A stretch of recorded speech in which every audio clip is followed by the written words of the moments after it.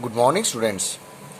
Now we are in parallel and distributed computer module.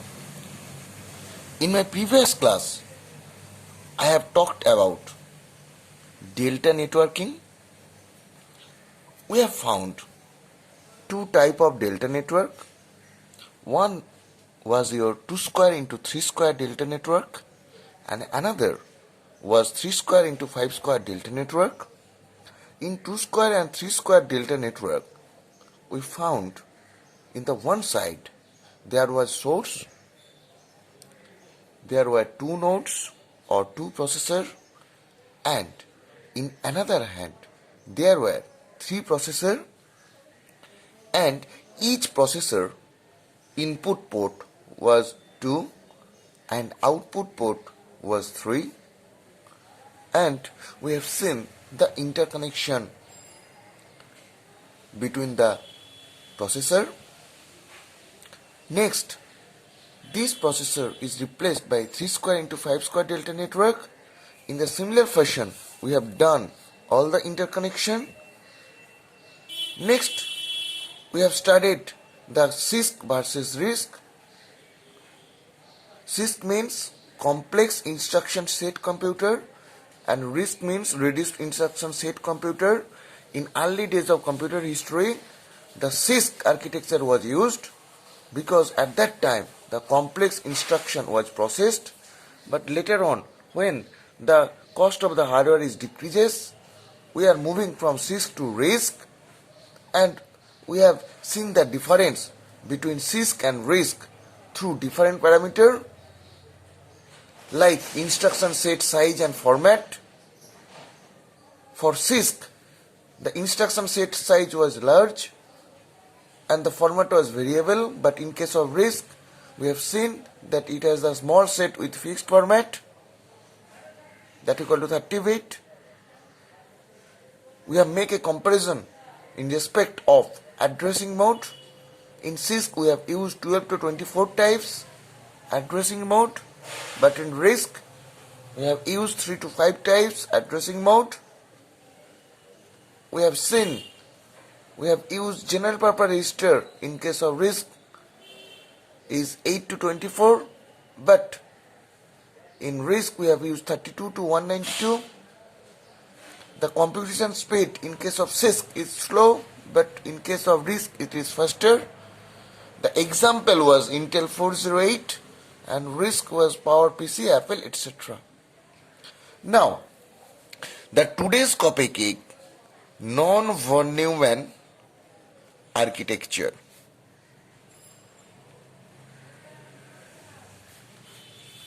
We have studied von Neumann architecture in our third stem. In our third stem, we have seen that the von Neumann was a scientist, and according to his principle, he described the computer architecture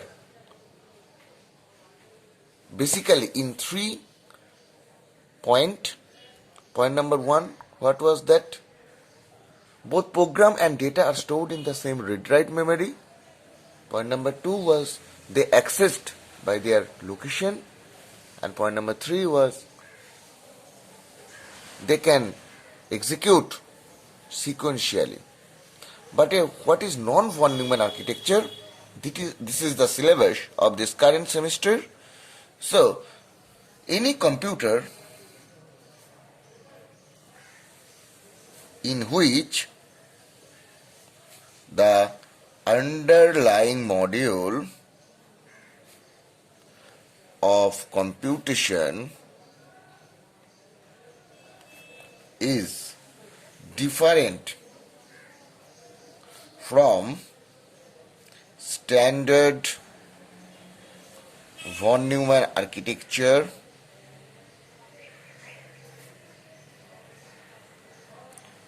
is known as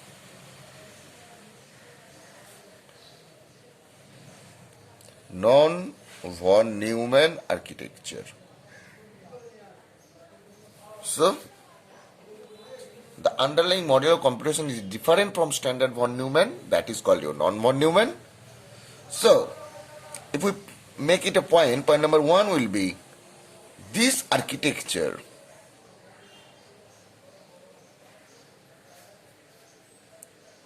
can be thus without the concept of sequential flow. Sequential flow means without concept of program counter. What was program counter? Program counter keeps the address of the next instruction to be executed. So a non-von Neumann architecture will be the concept of program counter. Next, point number 2. Concept of variable is used in this architecture, in which a value may be stored and subsequently changed.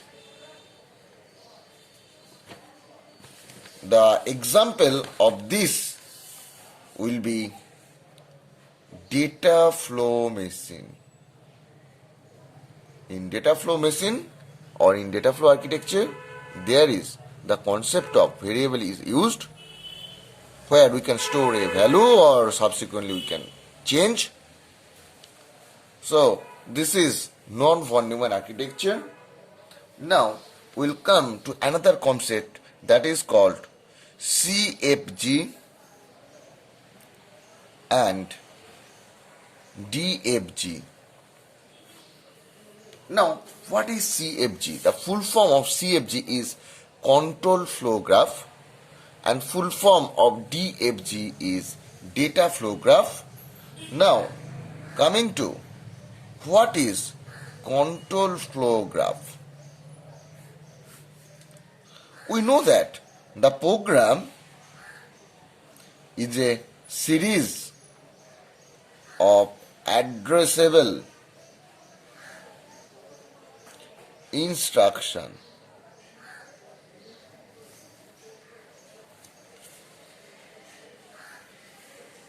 The next instruction to be executed depends on what happened during execution of current program, and the next instruction is triggered by program counter. Here the smallest unit is called task.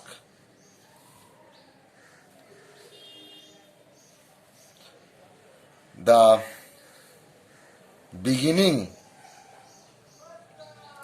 of new task require previous task success or failure. Now, we'll give an example by which we can understand the control flow graph. Suppose we have given a program to determine the highest number or the bigger number among 3.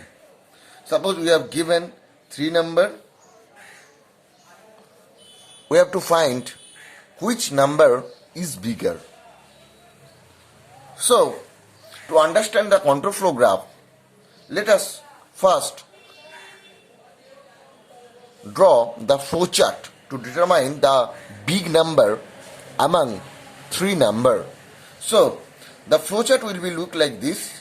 First, we have to initialize A, B, C, the three variable is initialized. Next, we'll check by a condition whether A greater than C or not. If A greater than C is true, then A is bigger, and if it becomes false, then we have to check whether B greater than C or not. If it is true, then we can tell that B is greater, else we can tell that C is greater.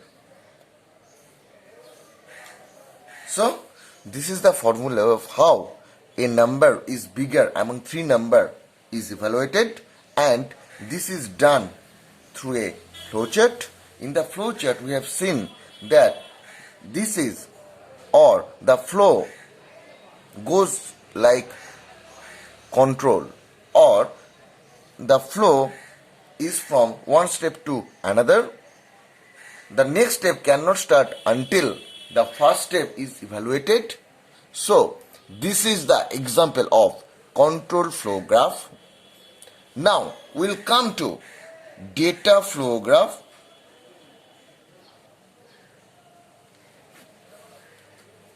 In data flow graph, there is no concept of control. It is a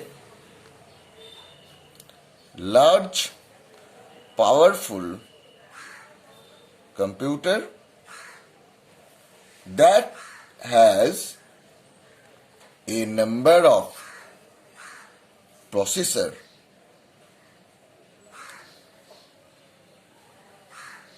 are physically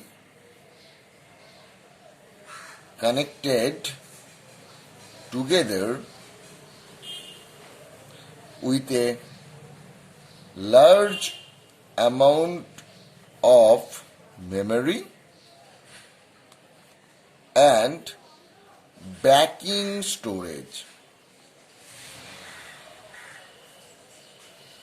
Such computers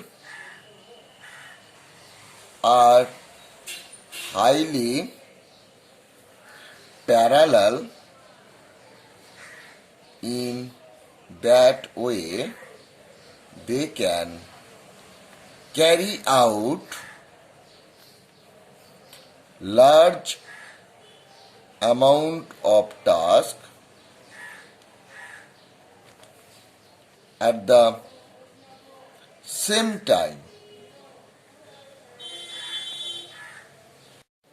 Now, if we make it as a pointwise, first point will be it is driven by the availability of the data. No program counter will be here used. Smallest unit is called component, and one component will not work for another component success or failure.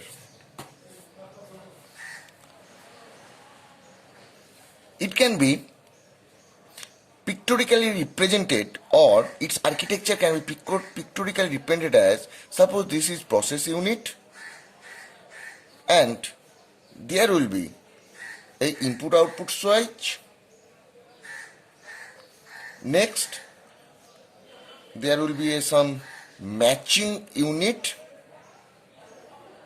and after that there is program storage. So, this is data flow architecture. Now, the time comes to conclude our today's lecture. In our today's lecture, we have seen that what is non-von Neumann architecture. A non-von Neumann architecture will be the concept of sequential flow of control. Here, the concept of variable is used. Next, we have seen the control flow graph as well as data flow graph. In case of control flow graph, we have seen how a program is executed. That is the main funda of control flow graph.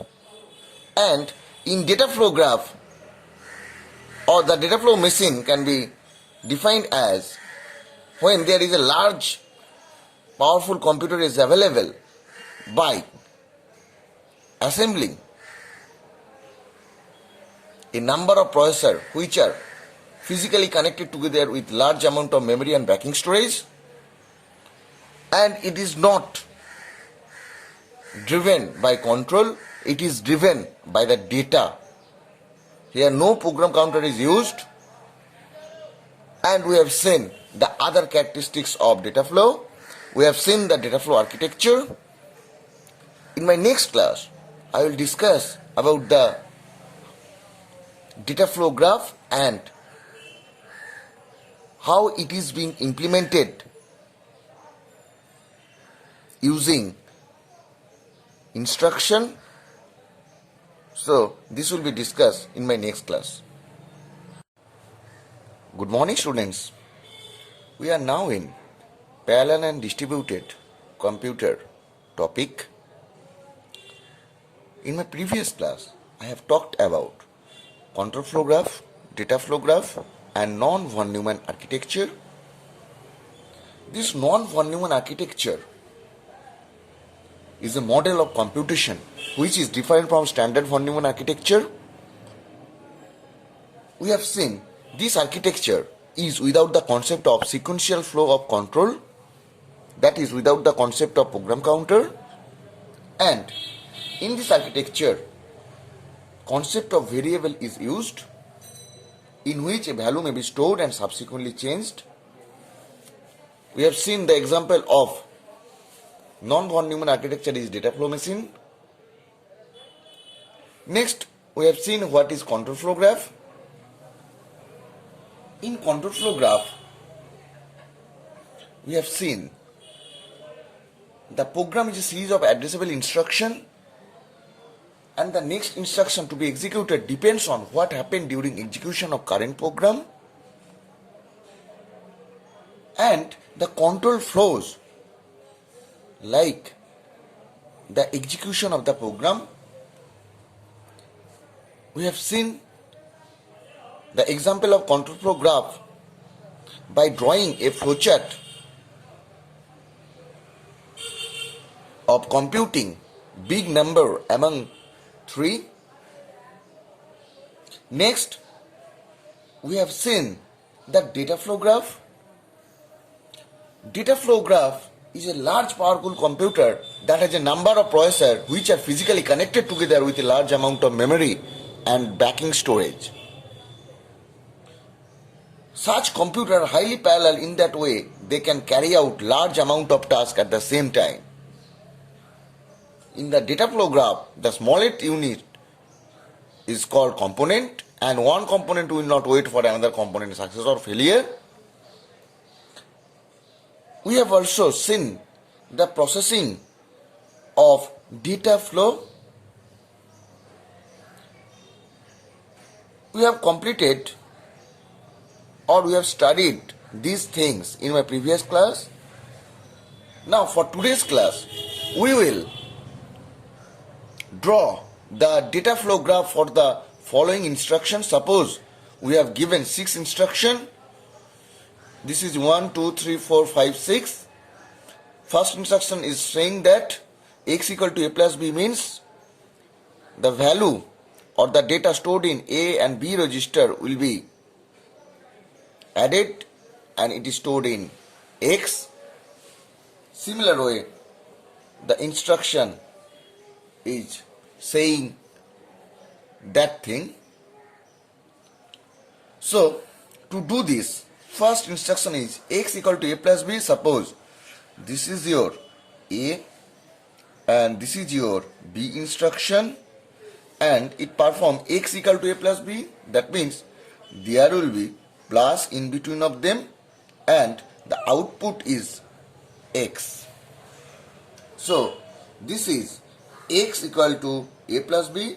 Now the following instruction is y equal to x by b. So this is your x, this is your b, and there will be a divide, and that result y. Next, z equal to y into x. So this is your x and this is your y. So we will do z equal to x by y. Next, m equal to z minus y. So this is your z and this is your y. So we will do here, this will be m, that is your m means z minus y. Next, n equal to z into x. So this is your z and this is your x. So what we will do, this is your z, x, and this is your z. So there will be n, that equal to z into x. Now p equal to m by n. So this is your m and this is our n. So there will be a divide by, and that results p. So this is the data flow architecture for the following instruction. Let us remind once again. We have to draw the data flow graph for the following instruction.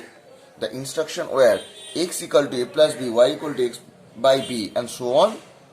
And we have seen the data flow diagram for the following instruction. This is your a, this is your b. As this is the first instruction says that there is a plus, so this will be your x equal to a plus b. Next, y equal to x by b means here is your x, here is your b, so there will be divided by, and that result y. And we will follow this type of operation to draw the data flow graph for that instruction.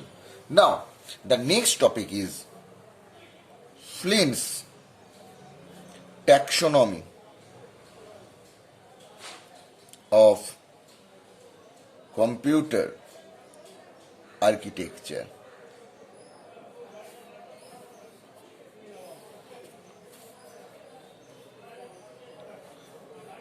Flynn was a scientist. According to Flynn, he has divided, or he gave definition, that is known as Flynn taxonomy of computer architecture. It is means categorization of computing system based on the number of instruction string they have and how many data stream are there. So this is Flynn taxonomy of computer architecture. Flynn's taxonomy says that the categorization of computer system based on the number of instruction and the data stream the computer is processing. It is based on instruction and data processing.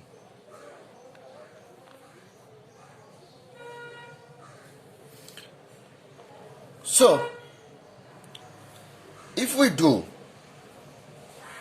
a table, and in this table, this part is for the data and this part is for instruction.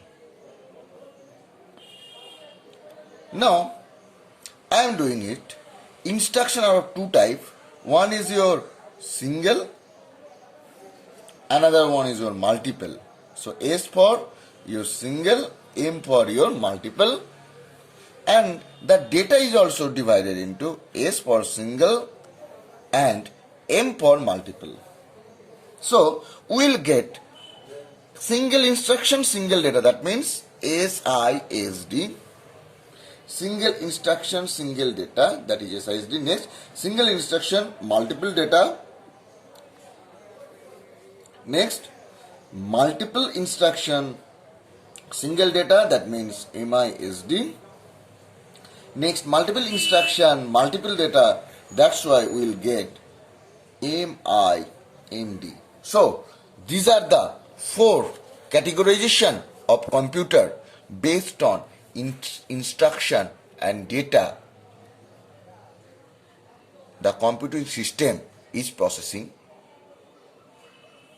So first we will come to what is SISD. That means single instruction, single data.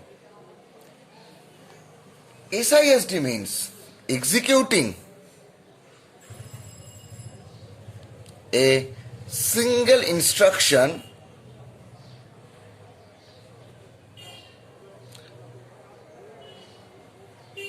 or individual data using a single processor. So that is known as single instruction, single data. That means we are executing single instruction on individual data using a single processor. So the architecture will be look like this. Suppose this is instruction, this is your control unit, this is your processing unit, and that is your data. So this is known as single instruction is executing on individual data, that is known as SISD, and the example of this architecture will be von Neumann architecture. So this is the example of SISD. Now we will come to SIMD. SIMD means single instruction executing on multiple data using multiple processor. How the architecture will be look like? It can be look like as this. So suppose there is single instruction, so I will do single instruction here. Now there is we know that there is one control unit. Now there will be multiple number of processor. So here will be your PU1, here will be your PU2, here will be your PU3. So 1, 2, 3, and they are connected by like this, and they will processing data, multiple number of data. So this is your SIMD. Now the example of SIMD will be your array processor. Next we'll come to MISD. MISD means executing multiple instruction on single data. So here is your instruction, multiple instruction,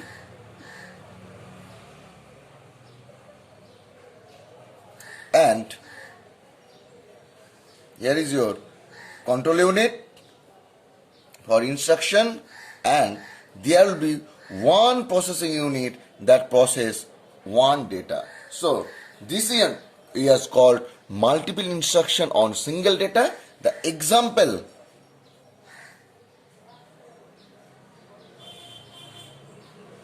you can take it. It may be taken as array processor. Next, we have come with MIMD.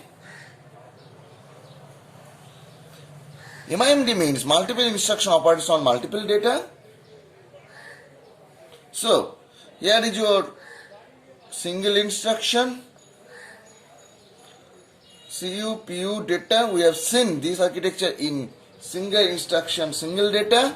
Now, as there is multiple instruction, multiple data, so there will be multiple number of instruction that operates on multiple data.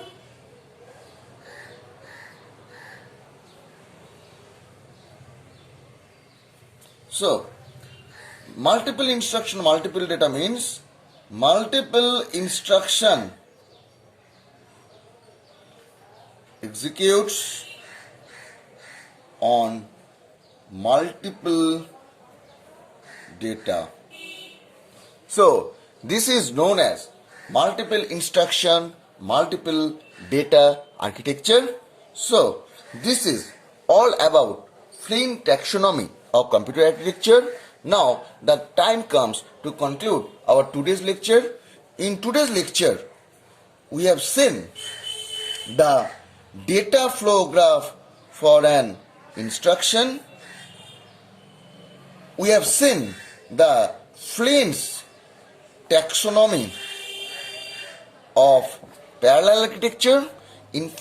By Flynn, the computer architecture is categorized in 4 types. One is single instruction, single data. Another one is single instruction, multiple data. Another one is called multiple instruction, single data. And another one is multiple instruction, multiple data. And we have also seen the different example of this architecture. In our next class, we will see the different parameter used in measuring CPU performance. We know that CPU performance is a very vital thing in terms of computation,